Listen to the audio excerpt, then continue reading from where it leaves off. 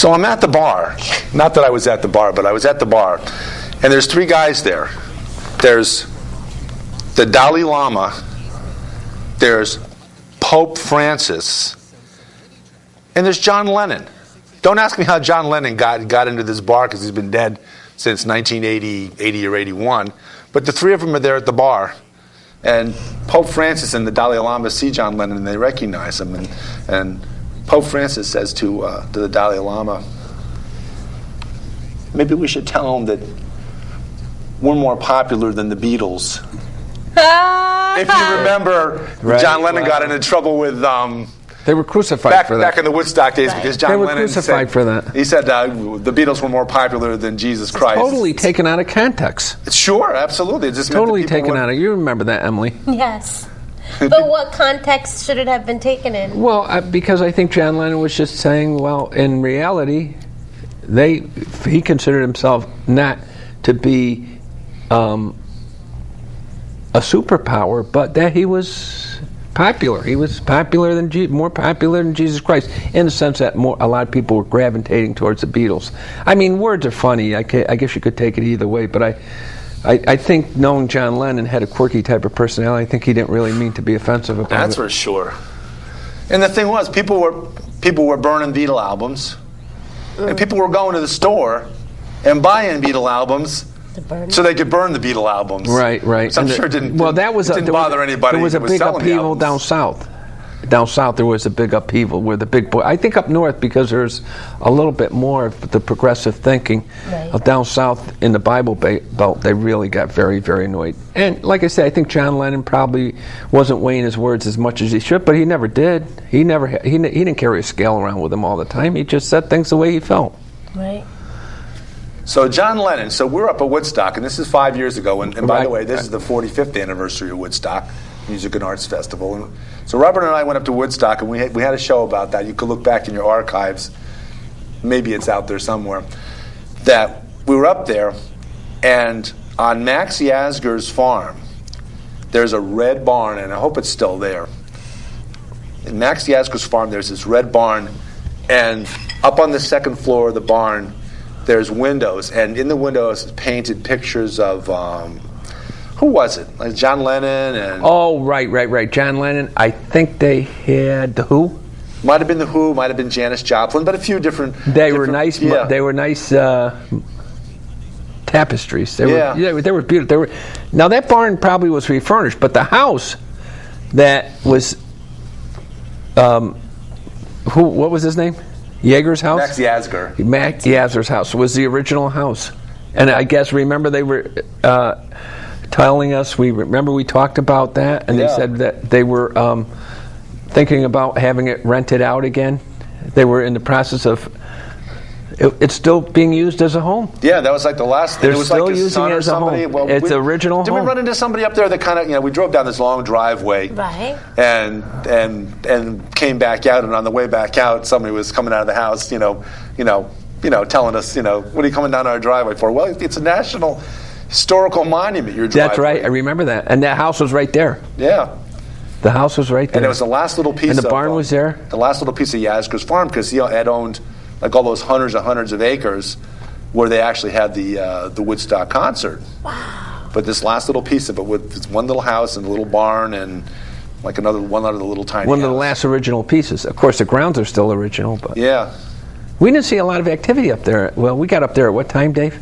Like 5 in the morning, something like that. Now, this was the 40th anniversary. We want the audience to know that was a 40. So we're going up on 45. Wow. 45 years since Woodstock. Hard to imagine, really, that... I was thinking, I was watching a video the other day of Janis Joplin. If she were alive today, she'd be almost 70, somewhere around there. So time is marching on. Poor Janis died when she was 27. She was one of the stars there. Yeah. All the people that there was like a bunch of... It's been a bad age for a lot of musical performers.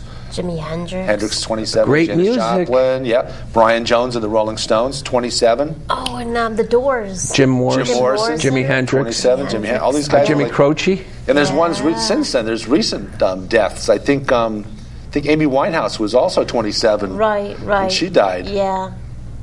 I know there's 27s. Like there's a this lot of magic pressure. number. There's a lot of pressure for these people to be creative, and they somehow derive their creativity, not exclusively, but more so than that, from drugs. Right. Yeah. Not all of them. That's not fair to say. There's a lot of natural, should we say, organic talent.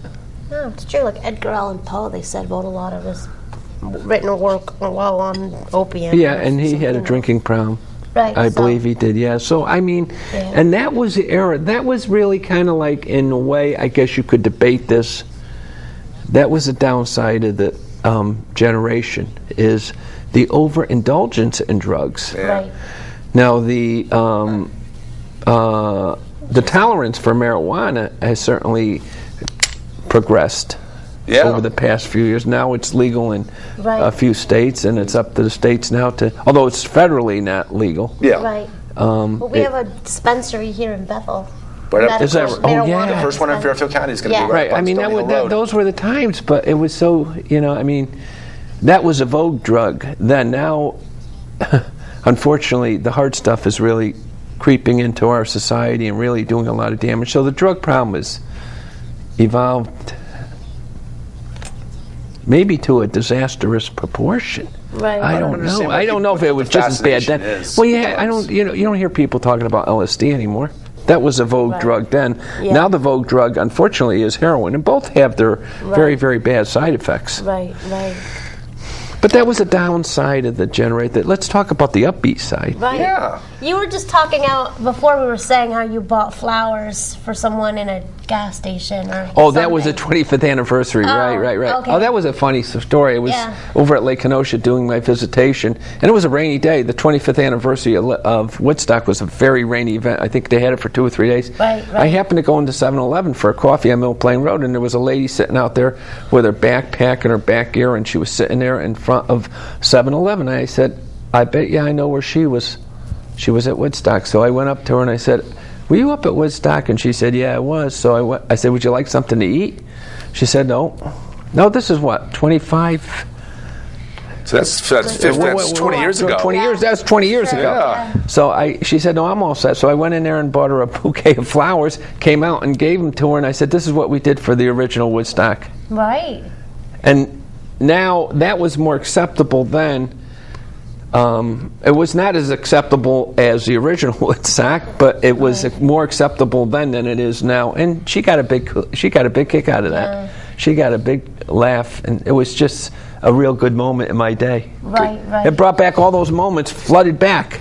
Here's a walk down memory lane from 5 years ago. Do you remember Grandma and Grandpa Woodstock that we ran into up there? Right. There was a bunch of little camping areas where people were camping, and people had set up makeshift stages out in the woods, and were having their own little rock concerts. We never got anywhere near the big performance. Well, the performance was later on in the afternoon, wasn't it? And we got there around 8 o'clock in the morning. Yeah, so we were seeing the pre stuff, the pre ceremonial things, and it was just the people that were hanging out. Yeah. There were little campsites there where people were camping out. But Grandpa Woodstock, was that his name? That's what he said his name was. And he looked like he could have been 200 years old. I'm going to say they looked like, this is 5 years ago. And Grandma and Grandpa Woodstock, they looked like they could have been 100 years old easily. They were just, I don't know. They had their own little knit society up there, kids. I remember Shrivelly they gave us a card, and it was Grandma and Grandpa Woodstock. Wow. But they were pretty cool. They were really kind of neat. They were just as laid back as the moss under our feet. And they were at the original Woodstock. I think they were, yeah. They might have been at the minus 50th anniversary of Woodstock, going back 50 years before 1969. They might have invented the word Woodstock. They were so old. Dave, is it fair to say I think one of the highlights that were just talking to the people that had been to the original Woodstock, and not going to the concert at night. Of course, I don't know what that would have been. I didn't really feel that denied because I didn't go to the concert. I was more interested in talking to the people that had been to the original Woodstock, and we got a chance to talk to quite a few of them. And we got a lot of kids that were pretty young, that were like older teenagers even, that were there, just enjoying the experience. And you could almost feel it in the air. Yeah.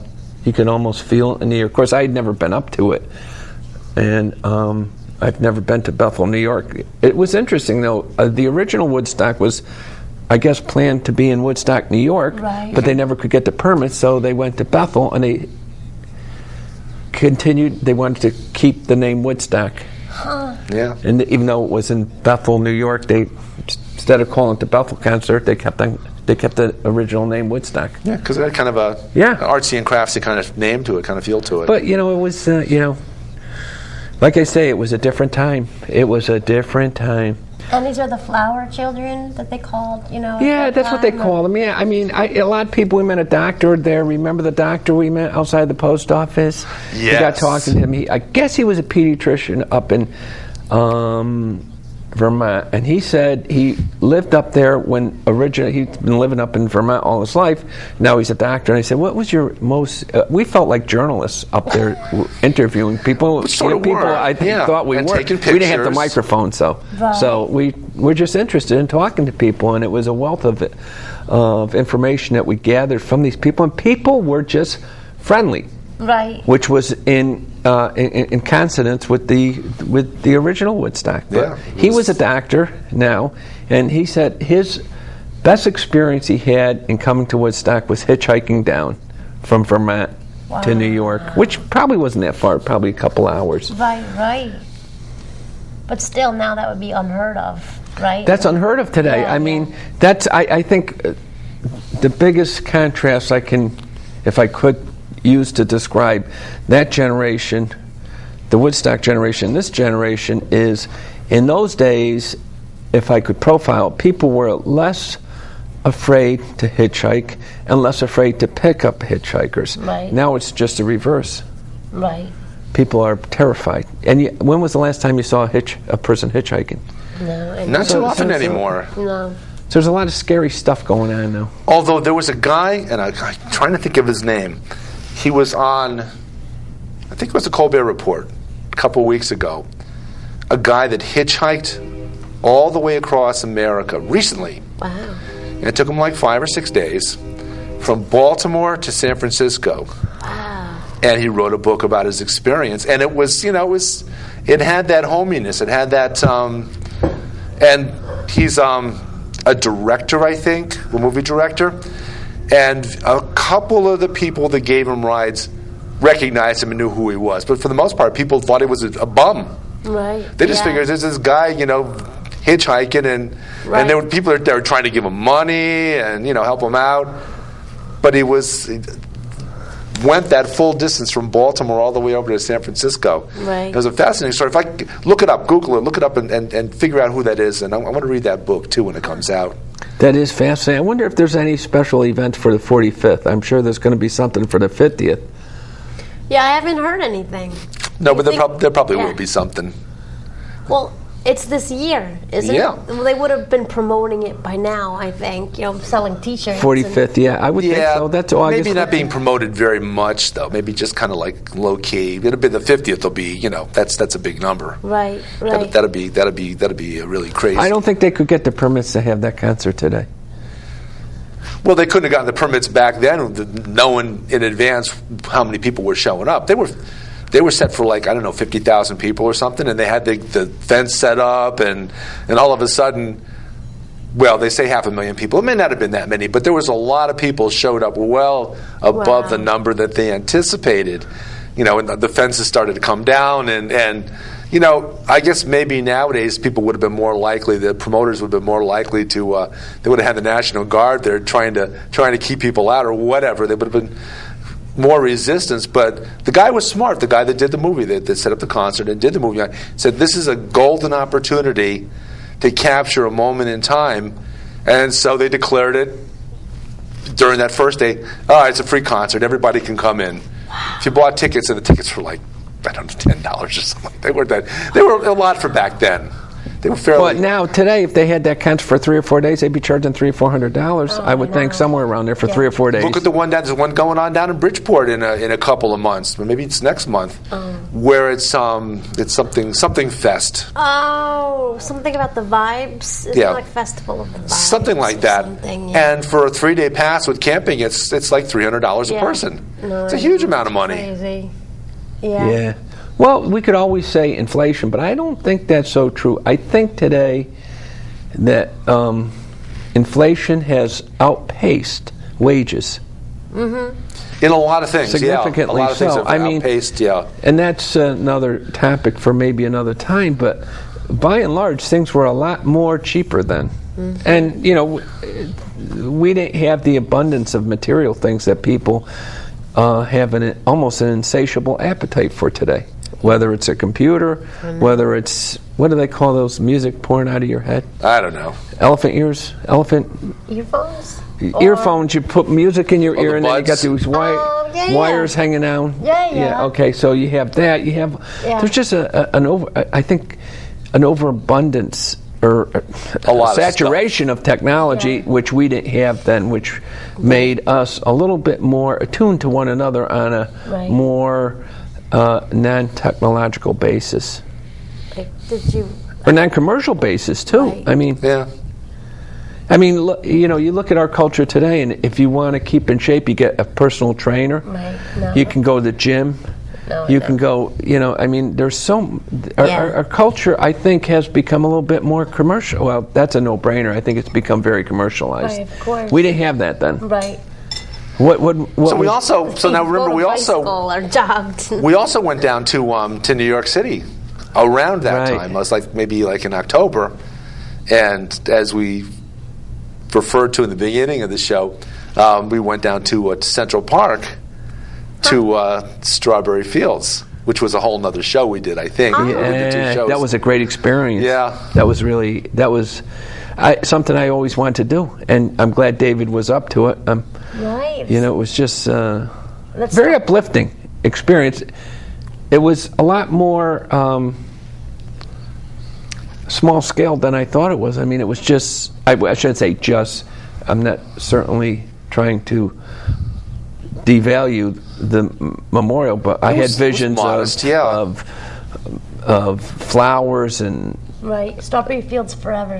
And they was just a beautiful little plaque in tiles inscribed on the walkway there in Central Park that just said, imagine it. It was probably no longer than 3 feet in diameter. It was beautiful. Something like that. But that area was carved out. It was like a little niche where people would just sit and gather. And right across from Dakota. Yep. Yeah. And then 2 blocks down from Gray's Papaya. It's a papaya place that we went to. We have to get the two hot dogs and the medium papaya for it's like $5 now. Oh, cool! But, great music. Yeah. We could talk to this generation that is now and say we had great music, and I wouldn't debate with them whether theirs is any better or any worse than ours. I can't really. Every generation relates to their own generation, of course, of music. No, but there's something about the Beatles, I guess. Even my mom, she was just listening to some album. Oh, it was the anniversary of the Beatles on, they had a documentary on that show, Ed Sullivan Show. It was the 50th anniversary. That's been 50 years. They made a show about it, and I remember my mom. Wow, 50 years, Yeah. Well, I think the thing I like, she was like a teenager. They were it was crazy. Yeah. John Lennon. I don't know if you've had the opportunity of seeing the movie Imagine. No. Well, there's one segment in the movie where John Lennon and Yoko Ono are walking through Central Park shortly before he died. Right. They come upon this young couple that are playing basketball. And they go up, John and Yoko talk to this young couple, and the young man says, I can't believe I'm talking to, he was starstruck, I can't believe I'm talking to John Lennon. And John Lennon very unassumingly looked at him and said, I'm just a man who writes music. Right, exactly. I'm just a man who writes music. And that's, I think, was the personification of his character, or the highlight, that humility. Yeah. Think about it, we're all just. Right, exactly. We're all just. Human beings. Human beings. Yeah. Well, that was part of the Woodstock, but the Beatles were never invited to Woodstock, were they? I think they had stopped performing by then. They did come back and do that one rooftop thing in London that they taped. They were doing, I think it was Get Back. The song Get Back. If you remember the song Get now, Back. I remember that, yeah. Now, Emily, you're not supposed to ask people how old they are, especially women. I've been told this. Okay. It's my Italian heritage, but I'm going to break rules. How old are you? I'll be 38 in 2 weeks. Okay, 38. So you're a generation under us. But I'm wondering, what are the... Oh, that's right. You were almost a bicentennial baby. Wow, isn't that? I'm June 30th, and it would have been July 4th. We had a different set of ideals, different set of perceptions then. A lot of people did, where we were renouncing predatory capitalism. We had the Vietnam War, protesting. We had the Green Movement. We had a lot of that in the songs. I remember that song, "The Three Dog Night," sang out in the country. You had, a lot of music that was really motivating people, very motivational music, and it was arousing a lot of feelings in people, and I think a lot of it centered around the Vietnam War. Mm-hmm. Yeah, but now you have all these indie bands, and this is a good thing about music nowadays, is that you don't need a record company anymore. You are your own record company. Right. You can produce your own record. It's very easy, and it's still very unlikely that anybody with music is going to get any major recognition, except maybe locally. There's a lot of good local bands. Everywhere there's a lot of good local bands. And it's easy to get music from them because they'll come and they'll play a live show somewhere in a coffee house or wherever, and they'll bring some CDs. Right. So if you find you like what you're hearing, they'll be happy to sell you a CD for $10 or $5 or whatever. Is it fair to say that one of the things that probably galvanized the protest was that one word called conscription? The draft. The draft, where people were told they have to serve. Right, a lot of people resisted, but you don't have that today. You have a volunteer army, so there's not... Those just poor kids. So you don't have the resistance that you had then, which stemmed into other areas too, like the Green Movement, and you didn't have the corporate abuse then that you have now. It's a little more blatant now. It always seems more blatant, I think, in the present tense. I think, you could go back through history and you could find Dave, stuff that's worse or as bad. It's not a fair analogy. All the way. Do you remember the show we had on TV called The Millionaire? Yeah, I remember that show. Yeah. Now it's called The Billionaire. Really? It's not on TV, though. No, but I mean, I'm not trying to cascade. It was a black and white show, money. yeah. So the guy had The Millionaire. A guy schlepping around, finding somebody and give him $1 million to. Oh wow! And when was this? I'm talking 70s, right, Dave? 60s. Had to be in the 70s. 60s, early 60s, maybe even the 50s. It's a long time ago. Yeah. Wow. Robert, the millionaire guy, the guy that was giving away the money, his name was Robert something or other. So it was sort of like, in a way, the lottery now, where you buy a lottery ticket, you have no expectations. Right. But then if somebody will win a large amount of money in the lottery, and amazingly enough, the worst things happen to you when you win a lot of money.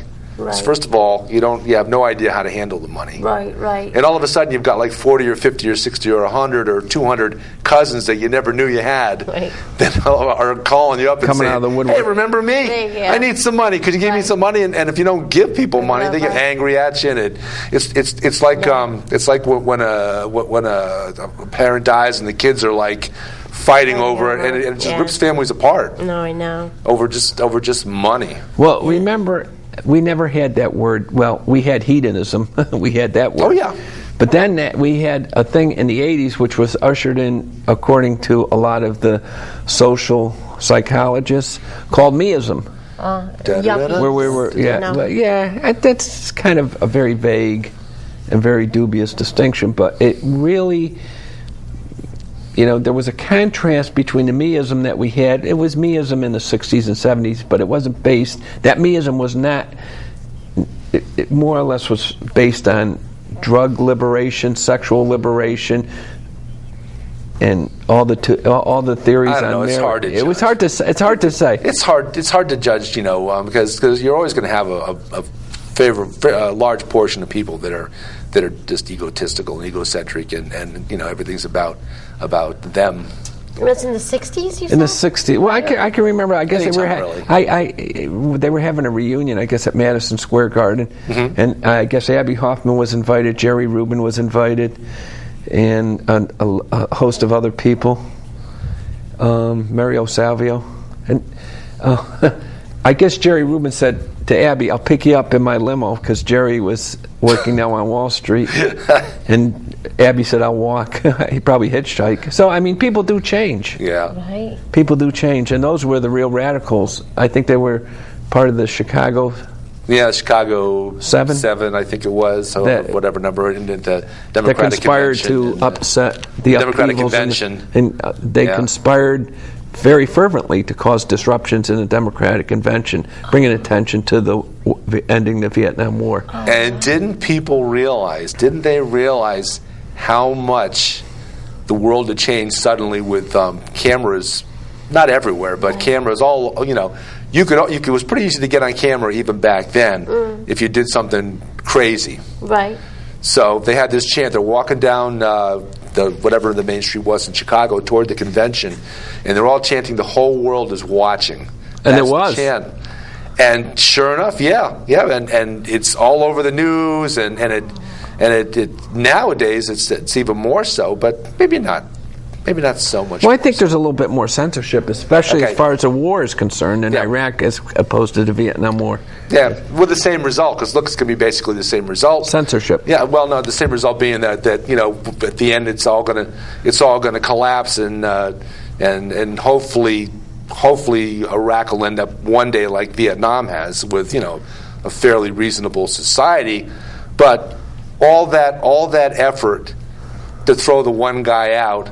The one guy that was the counterbalance to Iran. Now, this is a guy that supposedly had the weapons of mass destruction. Oh yeah, right. Yeah, that we kind of twisted and turned, and okay. And before we get too far afoot with that, we're gonna have to call it a show. Thank you so much. And yes. That was a lot of fun, Emily. Thank you for watching Progressive Soup. I'm David Tom. Stevenson, co-host Emily Volpentesta, That's it. and our esteemed guest Robert Garavel.